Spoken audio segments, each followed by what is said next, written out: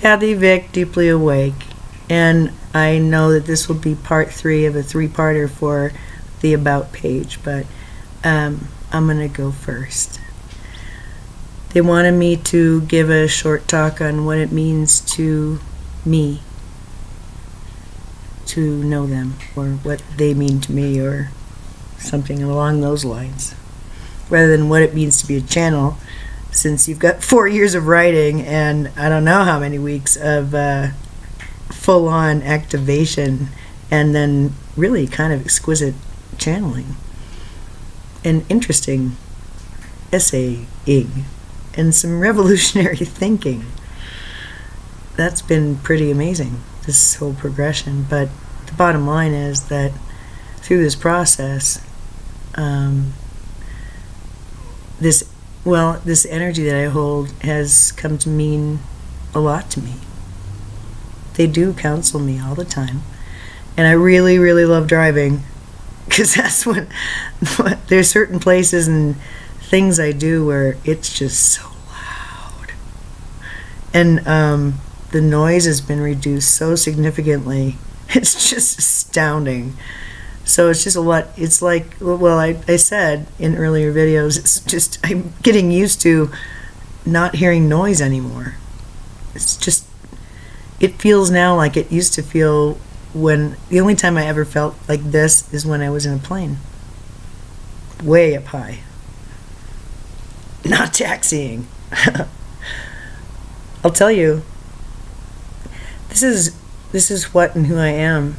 This is when I was 19, 20, on a plane, and we're going to New York City, and oh, it feels so good to be in the air. And then I started hearing something. It was like this low buzz. It was, and it got louder and louder and louder. And I looked down, and there were the lights of New York City. So you add that up with certain things that have happened to me, and I mean, they've been happening since I was a girl. And thankfully, I've got friends who have also been visited by people who are no longer what we would consider alive, and people from books, basically, who, I mean, Jesus is my everything. Well, actually, Shiva is my everything, but Jesus is a close second. Wow. They don't mind. They're polyamorous. And there I stand as a representative of the whale group. I'm holding the corners of the crystal cave during some activation they sent me trotting to. And I'm looking at myself, and I'm this big whale in the corner. Oh, yeah, that makes sense. And I didn't have a name even. And that was my energy. And we held the corners. The Shiva group, the Jesus group, the Sananda group, you know. And then the Cryon group, which to me is just like the all and me. Oh, well. So, what it means to me is that my life has validity in a brand new way. And Cryon did talk about it. How, you know, there was a certain point, I think it was in 13, the energy was really running weird. And one of the channels that they did during this weird time echoed what I'd been going through. Just that, golly, have I done this wrong? There's not one egg I haven't put in this basket. The only thing that's ever mattered to me is God. And then later it was languaged into ascension, and I was dialed into it. And my body's an instrument, and I can do more energetically than I can. And I just talked with somebody at a party on Sunday. It was so awesome. We sat there and just talked like two energetic masters. Well, yeah, it's just a lot easier to heal a situation or a country or whatever energetically. It's a bitch to do it consciously, but you really can't heal anybody energetically without their permission. So. And that's a permission, intention, and willingness thing. So lot of frustrated healers walking around. Once you figure that out, it's like, oh. But I did mention that on the On Healing video, really, at the beginning, that it's really not about what the healer can offer. The healer can only offer. And then it's up to the person who's receiving to, take it on. And that's just an energetic fact I learned really, really, really early. I think it was my first teacher who taught me that. But certainly it was anchored in the Aquarian Way Church. It just, free will planet, baby. So what it means to me is that I haven't made a mistake. And these things that appeared to be missteps, they were all valid. And it led to this, which was actually a very stated intention. And shouldn't come as any kind of surprise. And yet, I'm walking around dazed most of the time thinking, is this real? When literally the synchronicity is so thick, usually I can't even breathe. So, I don't know. And I interact with people in ways that are atypical. And I don't know. I'm just me. And it's nice to have them because they have assisted me in regulating this energy because, it's a lot to be aware of.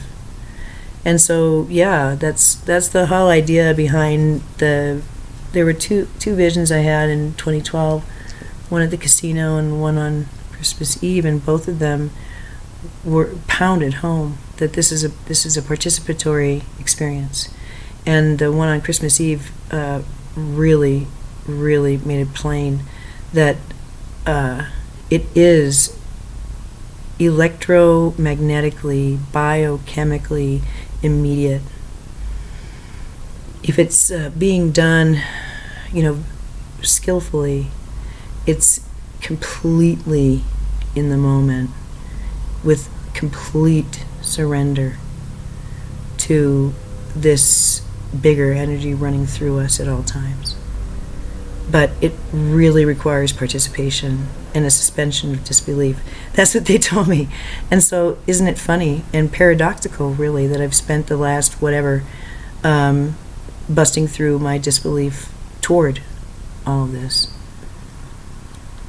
I find it very symmetrical, actually. So what it means to me is that at night I have counsel. When I awaken with counsel. When I'm troubled, I have counsel. When I'm in joy, I can hear all of them singing.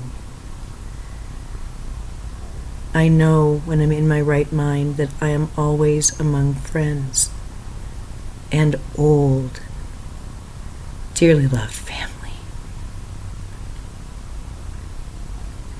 I know these things to be true. I know that the worst behavior is pain behavior. And that what really matters around here is being nice to one another and rational and kind. It's the only thing that's ever worked on me. And I'm an atypical person. Proudly on the spectrum, I guess you could say. More Asperger-y. Plus, I don't know, I hold my own socially anymore. Thank you, Merge. So I just feel much more comfortable in my own skin, so it's a lot easier. I feel less lonely.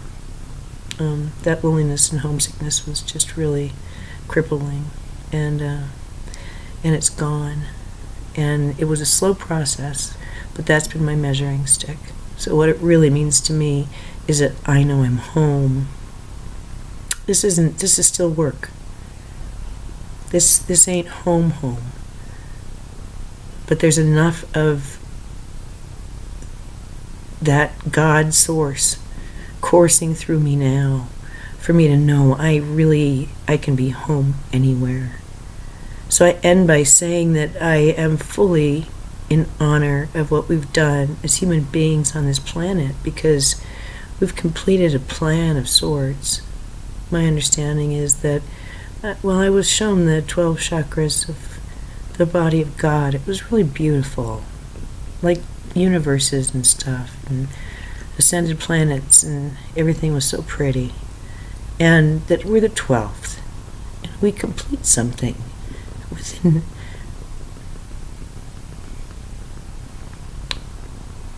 the greater plan. And of course, then, the 13, that's we old Gaians going to the next one, starting something else, because that's what we do. It's evolution. It's a privilege. It's an honor. So, when I remember these Pleiadian roots that really are just echoes of other worlds, other times, it's all the same thing, because it's the love of God. It's benevolence. It's the physics that doesn't argue with itself. Is there shadow? You bet. Is there inappropriate behavior and pain and bullshit here? You bet. Is it life-threatening? Well, depends on how seriously you take it and how much you believe in the dark, how close it gets to you, I think. And it's got a little bit to do with light quotient. That has to do with common sense and what's really going on here. So what it means to me is that I am whole in ways that I didn't expect I could be, and that I am imperfect, and I fall short, and it's all fine. They say by agreement and request, and the guilt and bad things I feel is really pretty optional. But I think being a human being means, being responsible for oneself and one's behavior, and making sure that there's a promotion of goodwill and love. So that's how I roll. So tonight I'm going to go gigging and meeting people and smiling and laughing, because it feels best, and they're easy people to do that with.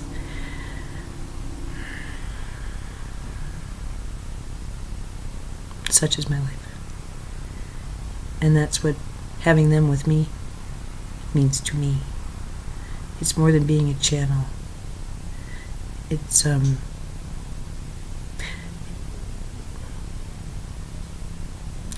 finally being happy.